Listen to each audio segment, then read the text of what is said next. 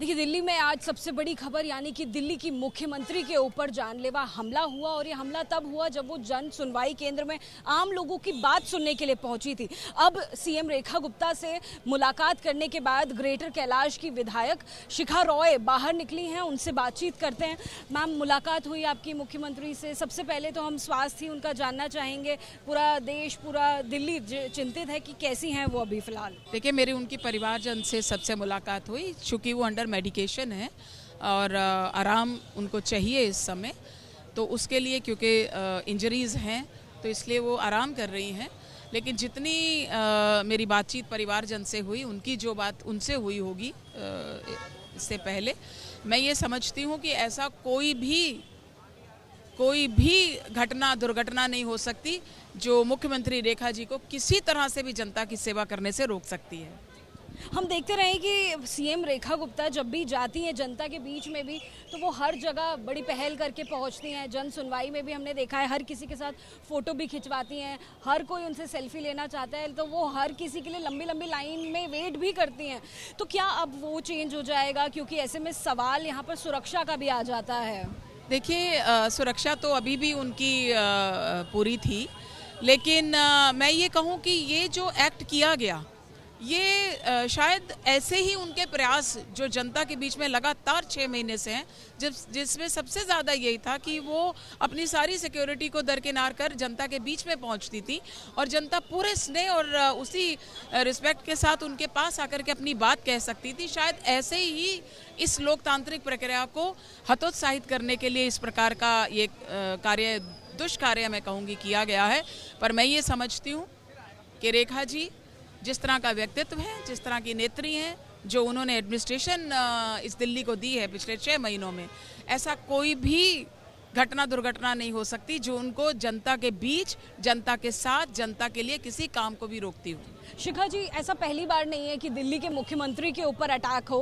पहले आम आदमी पार्टी के जो मुख्यमंत्री रहे हैं दिल्ली के, अरविंद केजरीवाल, उनके ऊपर भी हमले हुए हैं कई बार। और अब आम आदमी पार्टी के विधायक हों या और लोग हों, वो सवाल उठा रहे हैं। वो रेखा गुप्ता के ऊपर होने वाले हमले पर भी, मुख्यमंत्री के हमले पर भी सवाल उठा रहे हैं। उनको आप क्या कहेंगे? देखिए, जो लोग देश की सीमाओं पर जब हमारे जवान पाकिस्तान में जाकर के आतंक के अड्डों ख़त्म करते हैं, उनके ऊपर सवाल उठा सकते हैं, तो वो किसी पर भी उठा सकते हैं। और मैं समझती हूँ पिछले 6 महीनों में हमने विपक्ष की, आम आदमी पार्टी की कोई सार्थक भूमिका विपक्ष के तौर पे नहीं देखी।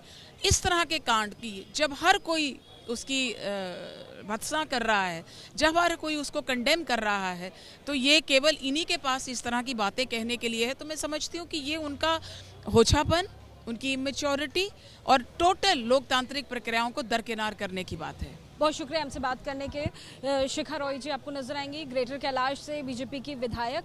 और साथ ही आपको बता दें कि देखिए, आपको कई सारे इस वक्त लोग नजर आ रहे हैं और ये जो लोग हैं ये शालीमार बाग यानी कि मुख्यमंत्री का जो चुनावी क्षेत्र है वहाँ से आए हैं। अपनी सहानुभूति भी उनके साथ है, यानी मुख्यमंत्री के साथ है। साथ ही मुख्यमंत्री की हिम्मत बढ़ाने के लिए भी जो तमाम लोग हैं वो पहुँचे हैं। मैडम का परिवार जो कह रहे हैं, क्या कुछ बताएंगे सर? क्योंकि जो हादसा हुआ, जो हमला हुआ, वो बहुत गंभीर, अभी तक उनकी मेडिकेशन चल रही है। मैं आफ्ताब अहमद हाशमी, शालीमार बाग मंडल अल्पसंख्यक मोर्चा। आज की जो निंदनीय घटना है, मैं इसकी बहुत ही भर्त्सना करता हूँ और बहुत दुख है। मैडम इतनी तीव्र गति से दिल्ली का विकास कर रही थी, सैकड़ों योजनाओं का, समस्याओं का डेली समाधान करती थी और सबको अपने परिवार की तरह लेकर चल रही थी। एक पागल आया और उसने सबको ही डिस्टर्ब कर दिया।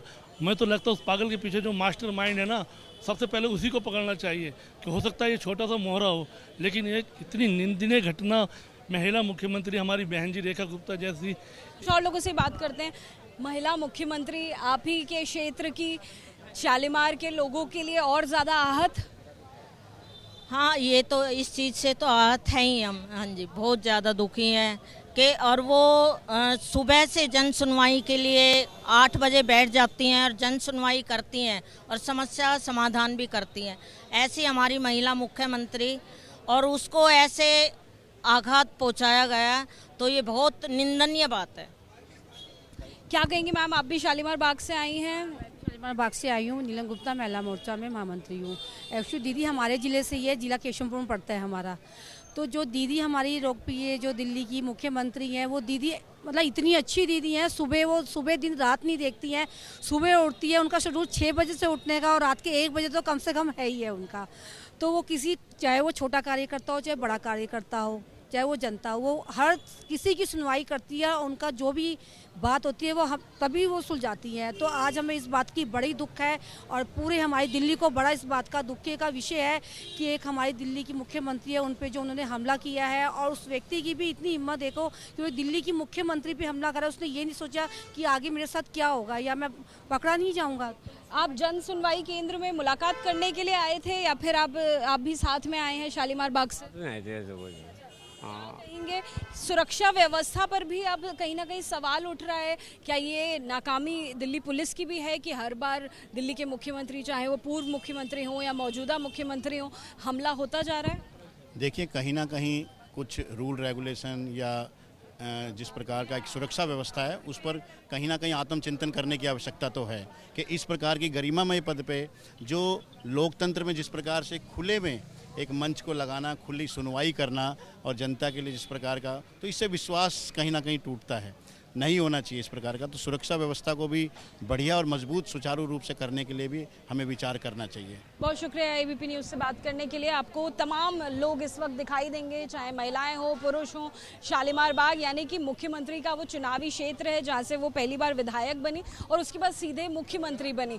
वहाँ के लोग इस वक्त पहुँचे हैं और हमने शालीमार बाग की अक्सर तस्वीरें आपको दिखाई हैं जहाँ पर जन सुनवाई भी करती हैं मुख्यमंत्री, मुलाकात भी करती हैं और चाहे कोई भी कार्यकर्ता क्यों ना आए उनसे मिलने के लिए पहुंचती हैं।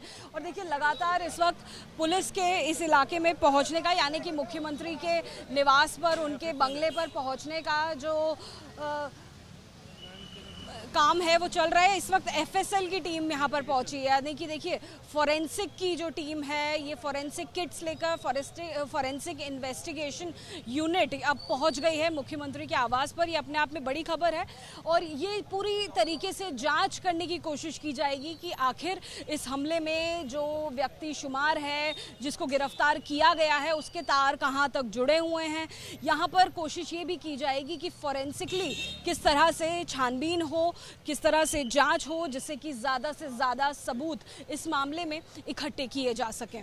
कैमरा पर्सन जितेंद्र के साथ जातिका सिंह, एबीपी न्यूज़, दिल्ली।